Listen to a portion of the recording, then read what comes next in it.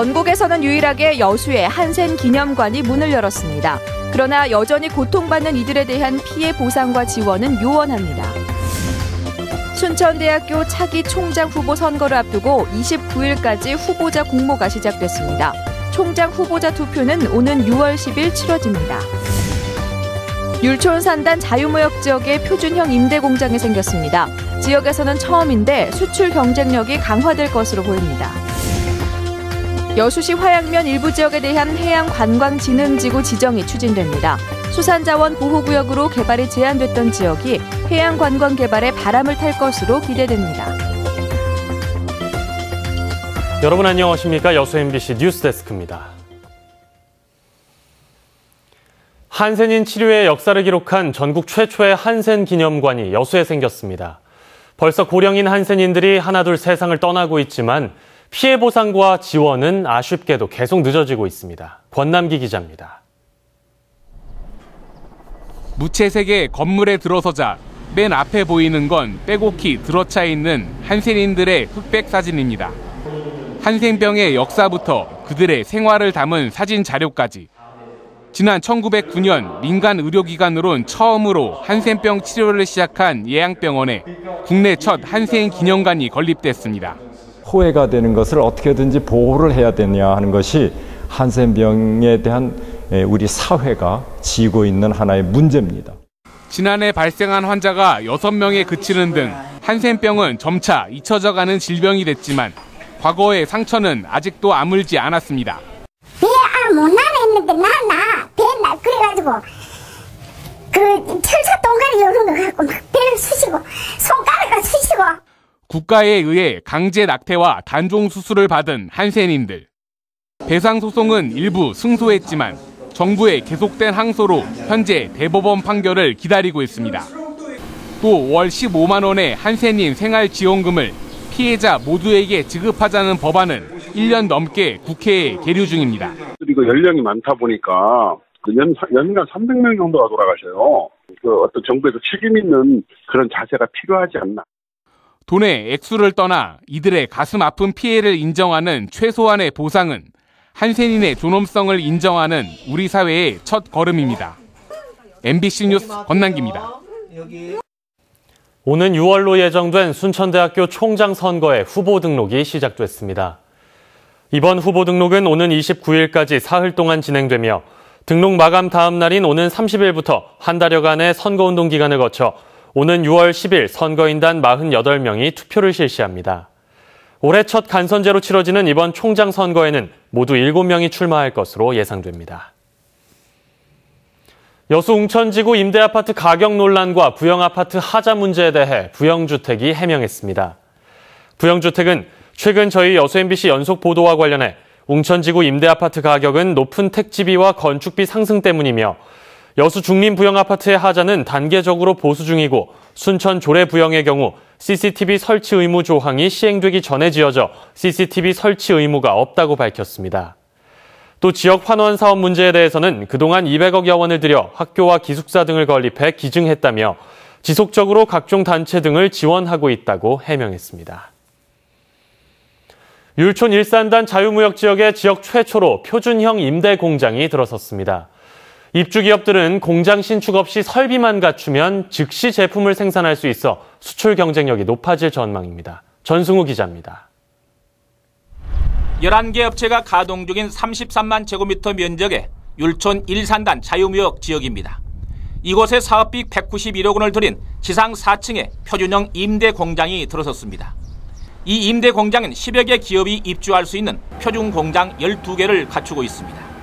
입주 기업들은 공장 신축 부담 없이 설비만 갖추면 즉시 제품 생산이 가능합니다. 따라서 부지 매입과 공장 건립 등의 초기 투자 부담을 그만큼 줄일 수 있습니다. 저희 건물은 이렇게 건물이 지어져서 향후 투자 유치에서 오는 입주기업들이 생산 설비만 갖추고 들어오면 바로 즉시 생산할 수 있는 아주 장점이 많은 공장으로 입주기업들이 지금 관심이 굉장히 많아지고 있는 그런 추세입니다. 임대료도 저렴합니다. 50년 장기 임대 제곱미터당 970원으로 법인세와 소득세 감면 혜택까지 주어집니다. 최근 3년간 수출 비중이 50% 이상이거나 외국인 투자 지분이 10% 이상, 1억 원 이상 외자유치 기업이 입주 대상입니다. 올 하반기에 공장이 가동되면 300명 이상의 고용 창출과 함께 6천만 달러의 외자유치가 기대됩니다. 경량화 부품 소재 등 지역의 강소기업이 입주할 수 있는 공간이 마련되었기 때문에 지역 기업의 경쟁력은 물론 지역의 고용 창출에도 효과가 매우 클 것으로 기대됩니다. 국내 자유무역 지역 가운데 6번째로 문을 여는 율촌 산단 표준형 임대 공장. 차질 없는 공장 가동으로 지역 수출 기업의 전진 기지가 될 수 있을지 관심이 모아지고 있습니다. MBC 뉴스 전승우입니다. 여수시가 화양면과 백야도 해안 지역 관광 투자 활성화를 위한 해양관광진흥지구 지정에 나섰습니다. 여수시는 해안가 주변 전국자치단체를 대상으로 국토해양부가 추진하고 있는 해양관광진흥지구 지정에 화양면과 백야도 등이 선정되도록 이달 말까지 전라남도에 사업계획서 신청에 나설 계획입니다. 전라남도에서 여수가 해양관광진흥지구로 지정되면 수산자원 보호구역으로 묶여있어 개발이 제한되고 있는 화양면 일대 해양관광 개발에 숨통이 트일 것으로 기대되고 있습니다. 고흥 김밥용 물김 생산액이 사상 처음으로 450억 원을 돌파했습니다. 고흥군은 올해 산 김밥용 물김 생산액이 인공과 자연 체묘의 양식 이모작과 양호한 어장 환경으로 역대 최고인 450억 원을 달성했다고 밝혔습니다. 생산 농민들은 오늘 도화면 육상 체묘장에서 관계자들이 참석한 가운데 물김 생산액 450억 원 돌파를 기념하는 자축 행사를 가졌습니다. 강원과 전북 지역 어린이집 누리과정 예산 지원이 중단됐습니다. 전라남도 교육청은 추경 예산을 편성하는 등 대책을 세우고 있지만 학부모들의 걱정이 큽니다. 김양훈 기자가 보도합니다. 강원과 전북에서 어린이집 누리과정 운영비 지원 중단 사태가 처음으로 발생했습니다. 어린이집 누리과정 운영비 책임이 교육청에 있는지 정부와 지자체에 있는지를 놓고 빚어진 갈등입니다. 전남의 경우 당장은 문제가 없지만 하반기부터 비상입니다. 도교육청은 명태수당 등의 명목으로 지방채를 발행해 올 초부터 어린이집 보육료로 돌려쓰고 있습니다. 하지만 확보된 430억 원으로는 5월 말이면 예산이 바닥납니다. 누리과정 예산 지원이 끊기면 가장 큰 피해는 어린이와 학부모에게 돌아가게 됩니다. 어린이집 운영비 지원금 가지고 뭐 장난하는 것도 아니고 학부모 입장에서 너무 부담스럽고 화가 나네요. 어린이집도 경영에 어려움이 예상됩니다. 도교육청은 하반기 누리과정 예산 540억 원을 추가 경정 예산안에 편성할 계획입니다. 교육부에서 이달 말까지 부족액 한 542억을 추가 지원을 준다 그래서 6월 말에 열릴 예정인 의회 제출을 위해서 좀 추경에 편성하고 있는 상황입니다. 하지만 누리과정 예산 지원을 위한 지방재정법 개정안은 여야 의견차로 4월 임시국회 처리가 불투명한 상황. 교육청과 어린이집 그리고 학부모들의 걱정이 커지고 있습니다. MBC 뉴스 김야훈입니다. 3년 가까이 공사가 중단된 순천 신도심의 상가 신축공사 현장을 둘러싼 갈등이 계속되고 있습니다. 순천시 해룡면의 상가 신축공사와 관련해 하청업체와 근로자들은 기존 시공업자로부터 유치권과 채권을 양수해 공사 현장을 점유하고 있으며 자신들이 받지 못한 공사 대금을 받을 때까지 유치권을 행사하겠다고 주장하고 있습니다. 건축주는 이에 대해 기존 시공업자는 유치권에 대한 권리가 없는 상태였으며 공사 대금도 시공업자에게 모두 지급해 현재 유치권은 근거가 없는 것이라고 맞서고 있습니다.